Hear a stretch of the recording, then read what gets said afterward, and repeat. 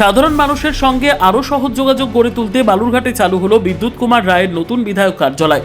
বৃহস্পতিবার বালুরঘাট পৌরসভার ৩ নম্বর ওয়ার্ডের উত্তর চকভবানী এলাকায় বিধায়কের নিজ বাসভবনে এক অনুষ্ঠানের মধ্যে দিয়ে কার্যালয়ের শুভ উদ্বোধন হয়। ফিতে কেটে ও নারকেল ফাটিয়ে নতুন কার্যালয়ের উদ্বোধন করেন কেন্দ্রীয় প্রতিমন্ত্রী তথা সুকান্ত মজুমদার। অনুষ্ঠানে উপস্থিত ছিলেন ভারত সেবাশ্রম সংঘের স্বামী রুদ্র মহারাজ, জেলা বিজেপি সভাপতি স্বরূপ চৌধুরী সহ বিজেপির শহর ও জেলা স্তরের একাধিক নেতৃত্ব।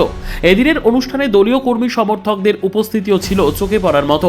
উদ্বোধনের পর বিধায়ক বিদ্যুৎ কুমার রায় জানান, বিধানসভা এলাকার সাধারণ মানুষের বিভিন্ন সমস্যা, আবেদন এবং পরিষেবা সংক্রান্ত কাজ দ্রুততার সঙ্গে সম্পন্ন করতেই এই কার্যালয় চালু করা হয়েছে। তিনি বলেন, মানুষের সুবিধার্থে নিয়মিতভাবেই কার্যালয় খোলা থাকবে এবং এলাকার বাসিন্দারা সরাসরি যোগাযোগ করতে পারবেন।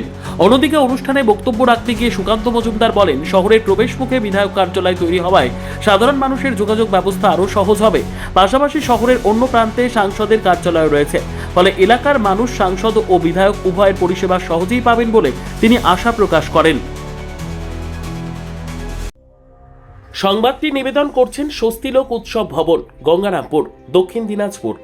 সর্বোত্তম সুযোগ সুবিধা রয়েছে আতিথেয়তায়। সুপরিচিত স্বস্তিলোক উৎসব ভবন অতিথিদের যে কোনো অনুষ্ঠানের জন্য উপযুক্ত ওয়ান স্টপ ডেস্টিনেশন। আমরা আপনার বিশেষ অনুষ্ঠানটিকে অবিস্মরণীয় করে তুলি। স্বস্তিলোক উৎসব ভবন, শিববাড়ি রোড, গঙ্গারামপুর, দক্ষিণ দিনাজপুর।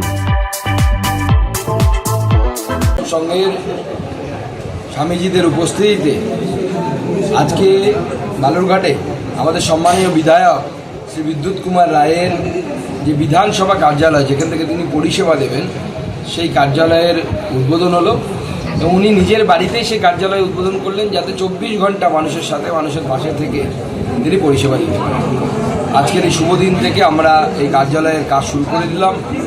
ওনার নেতৃত্বে, বিধায়কের নেতৃত্বে, মাননীয় বিদ্যুৎবাবুর নেতৃত্বে আগামী দিনে বালুরঘাটের প্রত্যেকটি প্রান্তের মানুষ, বালুরঘাট বিধানসভার প্রত্যেকটি প্রান্তের মানুষ পরিষেবা পাবে এবং সেই পরিষেবাই বিধায়ক কার্যালয়কে কেন্দ্র করে দেওয়া হবে।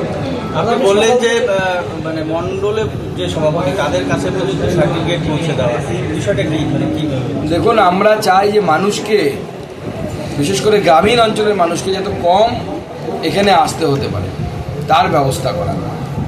মানুষকে যেন বেশি এখানে আসতে না হয়, মানুষ যেন তার বাড়িতেই তার পরিষেবা পেয়ে যায়। তো অনেক ক্ষেত্রে কী হয়, রেসিডেন্সিয়াল সার্টিফিকেট, কোথাও ডাক্তার দেখাতে যাবে তার জন্য একটা রেকমেন্ডেশন সার্টিফিকেট, এই সামান্য একটা সার্টিফিকেট নেবার জন্য অনেক সময় চিঙ্গিসপুর বা ধরুন হিলির কোনো পাঞ্জুল থেকে বা হিলি থেকে এই জায়গা থেকে মানুষকে এত দূরে আসতে হয়। তো আমরা তাই বরাবরই করি, যখন আমি প্রথম সাংসদ হই তখন থেকে আমরা এই ট্র্যাডিশন রাখার চেষ্টা করেছি।